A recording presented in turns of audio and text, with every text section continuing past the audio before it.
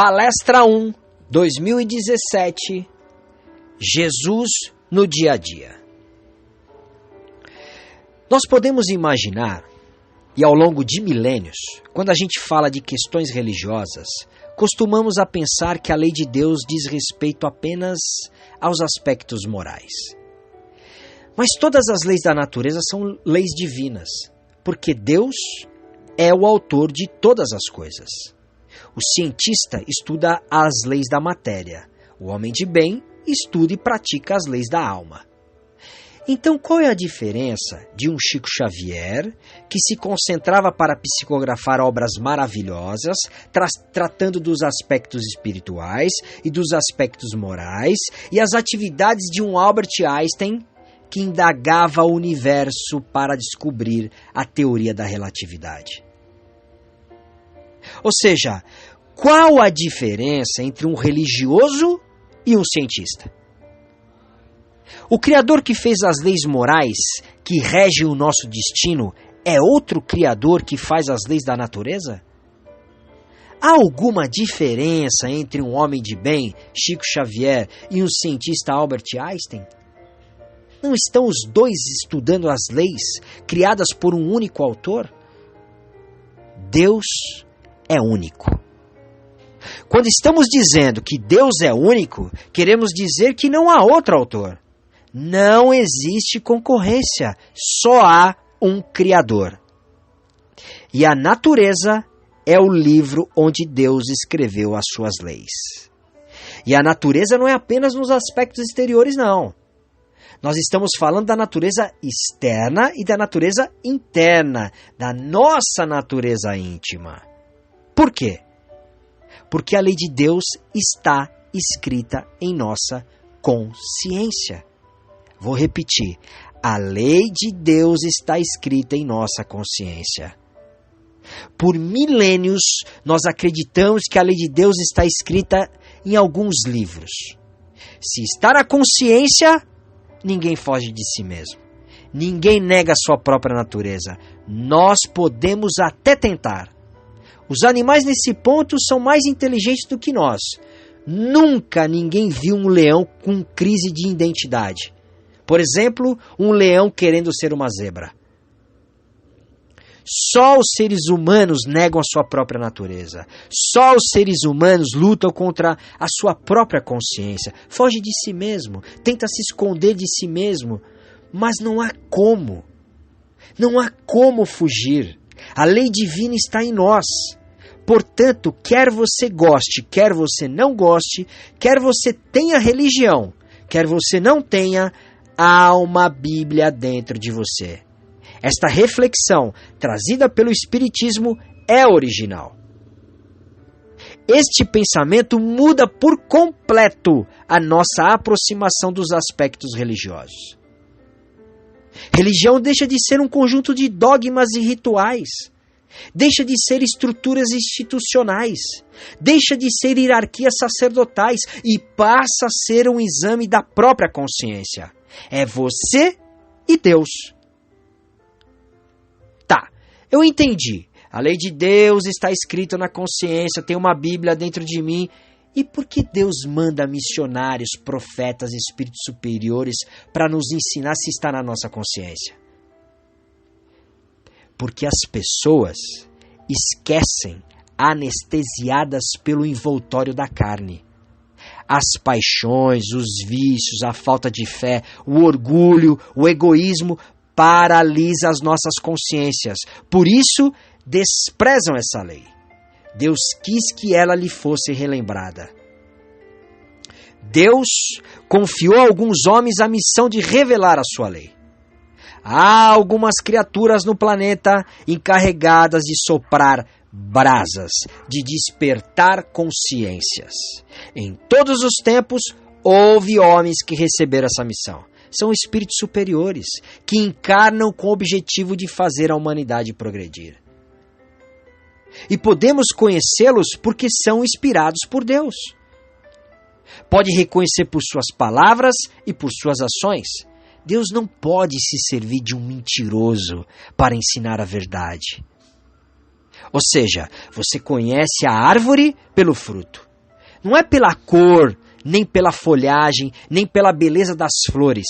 É pelo fruto que você colhe da árvore. Aqui não adianta fazer marketing. Aqui não adianta fazer magia. Não adianta pirueta. Se eu estou colhendo uva e a árvore está dizendo que é laranja, tem alguma coisa errada. Esta árvore está em crise de identidade. Nós conhecemos a árvore pelo fruto. Em todos os tempos, Deus enviou espíritos superiores para soprar brasas da nossa consciência. Imagina, eles não estão trazendo algo que nós não conhecemos. Quando um espírito vem trazer uma revelação, ele não vem falar de algo diferente. Ele vem simplesmente mostrar o que já está dentro de nós, mas nós somos incapazes de enxergar. Ou por displicência, ou por evolução ainda limitada. Porque à medida que progredimos espiritualmente, a nossa visão se amplia. A nossa visão de Deus, da natureza e das suas leis. Muito bem. No Livro dos Espíritos, na pergunta 625, Kardec pergunta aos espíritos: qual o tipo mais perfeito que Deus ofereceu ao homem para lhe servir de modelo e guia? Eu vou repetir. Qual o tipo mais perfeito que Deus ofereceu, entregou ao homem para lhe servir de modelo e guia? E os espíritos respondem: Jesus. Ou seja, para nós, para os seres que estão na Terra, eu não sei em outro planeta, eu não sei em outro universo, Jesus representa a perfeição moral que a humanidade pode seguir na Terra. Deus nos ofereceu Jesus como o mais perfeito modelo, e a doutrina que ele ensinou é a mais pura expressão da lei divina. Jesus estava animado pelo Espírito do Criador e foi o ser mais puro que apareceu sobre a terra. Quando nós falamos da figura de Jesus no Espiritismo, é preciso fazer um esforço enorme. O primeiro esforço, o Jesus que o Espiritismo apresenta, é um Jesus que desceu da cruz. Ele não está pregado na cruz ali na parede de enfeite. Ele deixa de ser um símbolo puramente religioso, ele deixa de ser uma criatura para ser simplesmente adorada e se transforma em um modelo a ser seguido, em um educador da alma, um modelo e guia que caminha entre nós, que está no meu dia a dia, na minha conduta, no centro, no trânsito ou no trabalho. Os seus ensinamentos, o seu evangelho é um guia de como se comportar em todos esses lugares. E que nos conduz na jornada de encontro com Deus e no encontro de nós mesmos, no encontro com a nossa própria consciência. O Jesus que o Espiritismo apresenta não é um Jesus que traz a pessoa para ele próprio. Nas escrituras do Evangelho, você nunca vai ver Jesus dizendo: fui eu que fiz, fui eu que te curei. É um Jesus que guia as pessoas para Deus. Há muita diferença, há uma infinita diferença. Não há dogmas aqui, não há estrutura sacerdotal, não há instituições que dão ordens. É como nós observássemos o modelo como se fosse um manual de instrução, um modelo de conduta moral, e tentássemos a cada dia aproximar a nossa conduta a este modelo. É esta a proposta.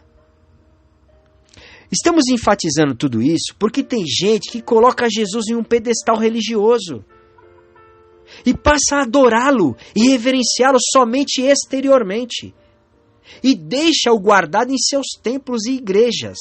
E estas pessoas se revestem de hipocrisia e de preconceitos, banalizando a figura e os ensinamentos do mestre.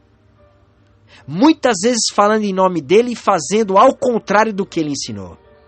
Aí a gente deixa de acreditar na figura dele e nos ensinamentos que ele passou. O Jesus que o Espiritismo apresenta para o mundo não é o Jesus interessado em punir pessoas.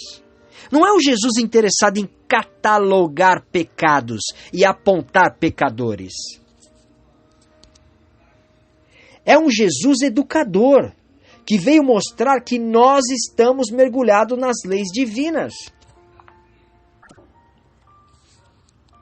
Por exemplo, ninguém consegue andar em São Paulo sem obedecer às sinalizações. A lei de trânsito regula o tráfego de veículo e as leis de Deus regulam a nossa evolução. Ninguém consegue evoluir espiritualmente sem obedecer às leis divinas. Virar para a direita ou virar para a esquerda não pode ser feito de qualquer jeito. O mesmo acontece com as leis de Deus. Existem várias leis guiando os nossos destinos também. Estas leis morais estão no Evangelho.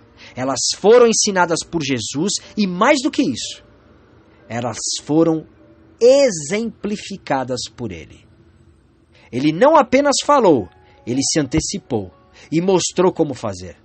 Como temos que nos conduzir em cada situação do nosso dia a dia. Às vezes você pode escolher um caminho que te trará um benefício. Aliás, todo caminho traz um benefício. O problema é o custo. O problema, meus amigos, é o custo. Então a pessoa imagina que está ferindo o semelhante e que está lucrando com isso. E não imagina o custo que a sua ação terá no futuro. A imensa quantidade de dificuldades que ela estará criando para o seu próprio destino ao prejudicar o seu semelhante. As mensagens que Jesus nos deixou são mensagens para ser estudada, analisada e principalmente praticada em nosso dia a dia. O Evangelho é um campo infinito, um campo mesmo, como se fosse um campo e cultivo, uma plantação infinita que Deus nos deu para cultivar. Veja, não estamos falando apenas do exterior. Vamos refletir. Quantas pessoas você conhece que, por não terem nenhuma paciência, sofrem que faz dó? A pessoa sofre 40, 50 anos porque ela não tem paciência. Ela é precipitada, ela só toma decisões precipitadas, ela não consegue esperar, não consegue aguardar, é extremamente ansiosa. Esta pessoa sofre ou não sofre? Sofre, e sofre muito. Então a ansiedade, a falta de paciência, é como um pântano que a pessoa terá que cultivar. Esta pessoa terá que cultivar este terreno do seu coração, terá que trabalhar este sentimento até que ela consiga o autodomínio, a paciência, a tranquilidade.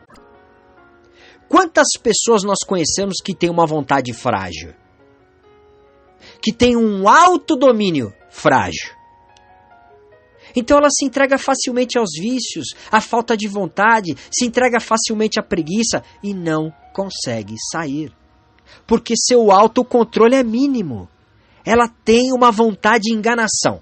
Depois eu saio, depois eu consigo, depois eu faço. Então ela não consegue se livrar dos vícios, não consegue se livrar da falta de vontade, não consegue se livrar da preguiça. Não seria este um campo árduo de trabalho para esta pessoa? Então, se há um continente brasileiro enorme para ser trabalhado, há um continente infinito dentro de cada um de nós. Há um terreno enorme dentro de cada um de nós que exige trabalho, trabalho, trabalho, esforço, esforço, dedicação, dedicação, dedicação. Ninguém se torna bom em alguma coisa antes de 10.000 horas. Foi o que uma pesquisa apontou. Ou seja, para você se tornar paciente, você precisa de no mínimo 10.000 horas de treino de paciência. E o que Deus faz com a gente? Coloca um cunhado do nosso lado, uma nora, coloca um filho difícil, uma sogra do seu lado. Deus coloca uma pessoa que será o seu personal trainer espiritual. 10.000 horas não é nada. 4 horas por dia, 8 anos. Mas tem gente que precisa de 10.000 encarnações. Cada um de nós reencarna com um conjunto de tarefas definidas, específicas. As minhas não são as suas e as suas não são minhas. Elas podem coincidirem em alguns pontos, mas elas não são idênticas. E mais, não tem ninguém melhor no universo para viver a sua vida do que você mesmo. Cada um de nós está absolutamente equipado para viver a própria vida. Ninguém em seu lugar poderia fazer melhor. As coisas, as pessoas, a circunstância do nosso dia a dia virão nos chatear, irão nos entristecer. Por isso, nesta hora, temos que usar os nossos potenciais divinos que dormem dentro da gente, que são os poderes do Espírito.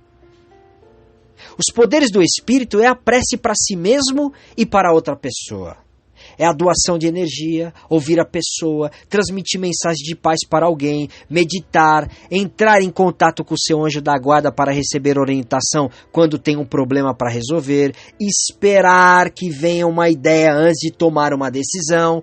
São poderes do Espírito que vão auxiliar na nossa tarefa interior e na nossa tarefa exterior. Use os poderes do Espírito no meio do seu dia. Pare por 5 minutos e leia reflexões, leia algo edificante ao longo do dia. Nós acumulamos muito lixo interno, gente reclamando, buzina no trânsito, ônibus lotado, pessoas passando na sua frente falando sobre problemas. Separe um tempo de 5 minutos para ler algo edificante. Ouvir algo que mude a sua sintonia durante o dia. Vá ao banheiro, vá tomar um café, leve o celular para a leitura e depois volte para fazer o que estava fazendo. Poderes do Espírito. Quer fazer uma DR com a esposa ou com o marido? Faz uma prece intercessória 1 dia, 2 dias antes. Vai fazendo uma prece. Quando você for ter a conversa, o clima já vai estar mais ameno. Poderes do Espírito. Precisa resolver algum problema no trabalho? No centro espírita? Vai a alguma reunião ou encontro? Começa a fazer prece para as pessoas. Começa a envolver as pessoas em prece. Primeiro, que vamos estar amparados. Segundo, nós nos reunimos através do sono físico. No sono físico, soluções são tomadas, resoluções são tomadas, decisões são tomadas, encontros são feitos, poderes do Espírito. Ouvir ativamente o outro sem julgamento, mergulhar no que a pessoa está pensando, nas suas necessidades, ouvi-la com brandura, com compaixão, falar palavras de incentivo, de força, não criticando e sim estimulando, apoiando a pessoa, são poderes do Espírito.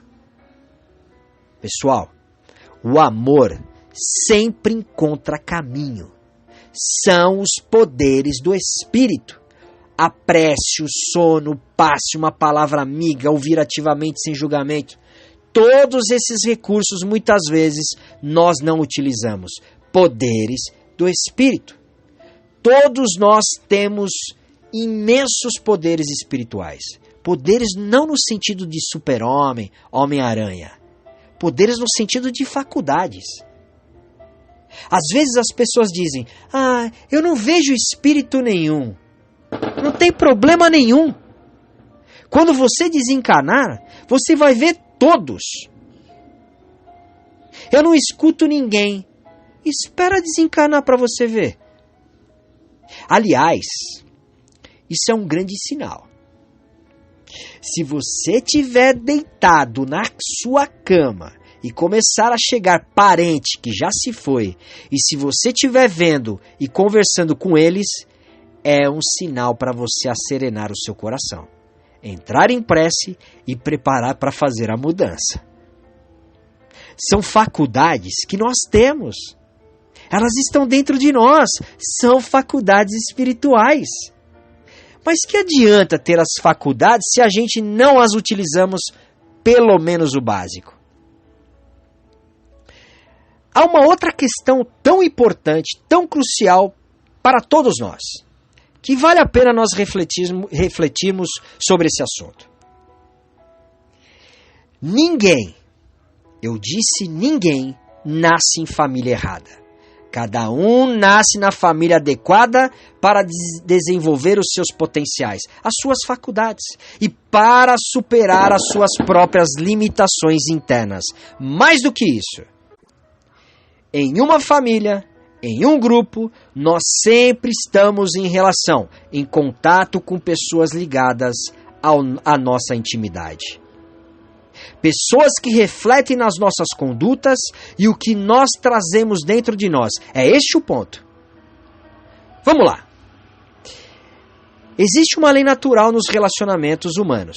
E esta lei se chama reconciliação. Não fui eu que inventei esta lei. Esta lei é de Deus e existe de toda a eternidade como Ele.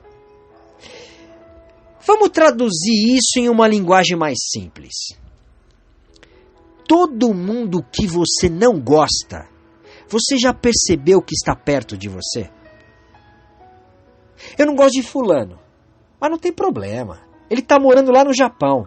Não tem. Eu não gosto de pessoas que fazem isso ou aquilo. Mas como essas pessoas que eu não gosto moram na Rússia, então não tem problema. Nunca é assim. Você já percebeu que as coisas que você não gosta são exatamente a que as pessoas ficam perto de você e fazem? Então nós atraímos essas questões, porque existe uma lei moral que rege os destinos das almas. E esta lei se chama reconciliação. Olha como Jesus é atual em nossas vidas, que vive com a gente no nosso dia a dia. No seu evangelho, ele disse, há 2017 anos atrás, reconcilie-se o mais rápido possível com seus adversários, enquanto estiverem com eles a caminho. Lei de reconciliação. Mas tem uma coisa interessante aqui. As pessoas mudam todo dia. E nós temos uma tendência. Se você teve um atrito com uma pessoa 10, 20, 30 anos atrás, você costuma tirar uma fotografia daquela pessoa, naquela época. Depois de 10 anos, você encontra com ela e você fica igual aquele oficial da alfândega. Olha para a pessoa, olha para a foto. Olha para a pessoa, olha para a foto do passaporte. E fica desconfiada se é ela mesma. Quantas pessoas a gente já viu e falou, nossa, como fulano mudou. Não confere. É claro que não confere. Porque nós tivemos uma experiência com a pessoa um tempo no passado. Hoje ela é outra pessoa. Como nós também somos outras pessoas. Então, a foto tem que ser atualizada. Tem que tirar uma fotografia nova. Mais uma vez, use os poderes do espírito. Aprenda a escutar o outro. Se você puxar no Google, por exemplo, curso de oratória, que ensina a falar em público, você encontrará 500 mil. Agora, consulta curso de escutatória. Curso para aprender a escutar. Não tem. Não tem. Não aprende a escutar. Não aprende a ouvir. Não sabemos escutar. A pessoa está falando e você já está pensando na resposta.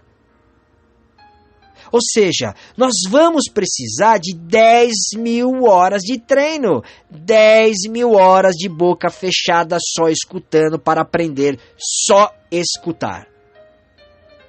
E talvez, eu disse talvez, a maioria dos nossos desafetos, a maioria dos nossos atritos tem um fundamento, uma base. A nossa incapacidade de escutar o outro. Tentar enxergar o ponto de vista do outro. Não é para concordar com o ponto de vista do outro, mas entender o ponto de vista do outro. Entender de onde e como ele está construindo as suas ideias. E seus pensamentos, ele está se baseando em quê? Quando se faz esse esforço, uma escuta inteligente, aí vigora a lei da reconciliação. Mais uma vez, ninguém consegue evoluir espiritualmente sem obedecer às leis divinas. E uma das leis divinas é a lei da reconciliação. Enquanto nós não nos reconciliarmos, não há libertação nos relacionamentos.